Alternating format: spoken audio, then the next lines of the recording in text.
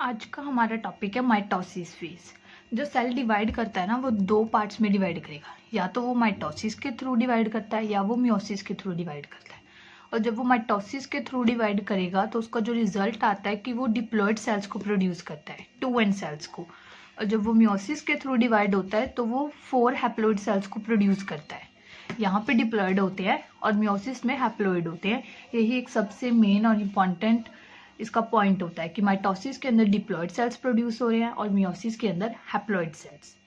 Mitosis के अंदर सिर्फ एक ही पेरेंट इन्वॉल्व होता है। एक पेरेंट होता है जो आगे 2 डॉटर सेल्स को डेवलप करेगा।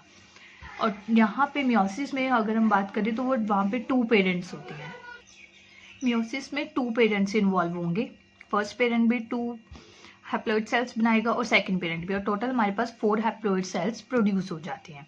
माइटोसिस हमारे पास एक ही फेज में होता है, कैरियोकाइनेसिस और साइटोकाइनेसिस। यहाँ पे मैंने आपको आगे डिस्कस किया है। जो मियोसिस है ना, वो 2 फेजेस में होता है, मियोसिस 1 और मियोसिस 2 में। आगे सेम प्रोसेस वही रहते हैं, कैरियोकाइनेसिस, फिर आगे कैरियोकाइनेसिस के सब parts 4 and then cytokinesis. Meiosis 1 में भी यही होता है और मियोसिस 2 में भी यही होता है। But according to your syllabus meiosis के पार्ट्स हमें डिस्कस नहीं कराए गए हैं। सिर्फ बेसिक बताना था मैंने आपको मियोसिस का कि हैप्लॉइड सेल्स प्रोड्यूस कराते हैं और 2 पेरेंट्स इन्वॉल्व होते हैं। Okay, so let's move to the phases of mitosis without wasting time. Mitosis के फेजेस है हमारे पास 2, कैरियोकाइनेसिस एंड साइटोकाइनेसिस। कैरियोकाइनेसिस का मतलब होता है न्यूक्लियस डिवाइड होता है। जो सेल के अंदर न्यूक्लियस प्रेजेंट होता है ना, उसकी डिवीजन होती है और उस प्रोसेस को हम कैरियोकाइनेसिस बोलते हैं।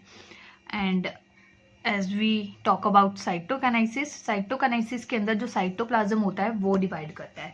अगर मैं आपको शो करूं, you know this is cell. Cell है, सेल के अंदर न्यूक्लियस है। जो डिवीजन न्यूक्लियस के अंदर होगी उसको हम कैरियोकाइनेसिस बोलेंगे। और जो डिवीजन यहाँ होगी, मतलब जिसकी बॉडी सेपरेट हो जाएगी, ये बॉडी जब 2 पार्ट्स में सेपरेट हो जाएगी, उसको हम साइटोकाइनेसिस बोलेंगे। Okay, so this is a difference between them. बहुत बच्चे कंफ्यूज हो जाते हैं कि कैरियोकाइनेसिस को साइटोप्लाज्म की डिवीजन लिख देते हैं और साइटोकाइनेसिस को न्यूक्लियस की डिवीजन लिख देते हैं। So don't do this mistake.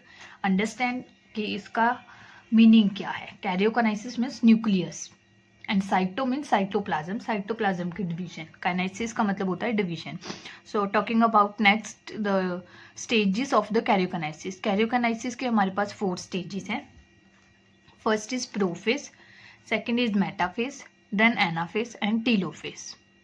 जब कैरियोकाइनेसिस होगी पहले, फिर प्रोफेज, मेटाफेज, एनाफेज, टीलोफेज और फिर एंड में साइटोकाइनेसिस होगी। सो वीडियो को शॉर्ट रखते हुए हम नेक्स्ट वीडियो में इसके पार्ट्स डिस्कस करेंगे। आई विल एक्सप्लेन यू और phases of the karyokinesis. So thank you.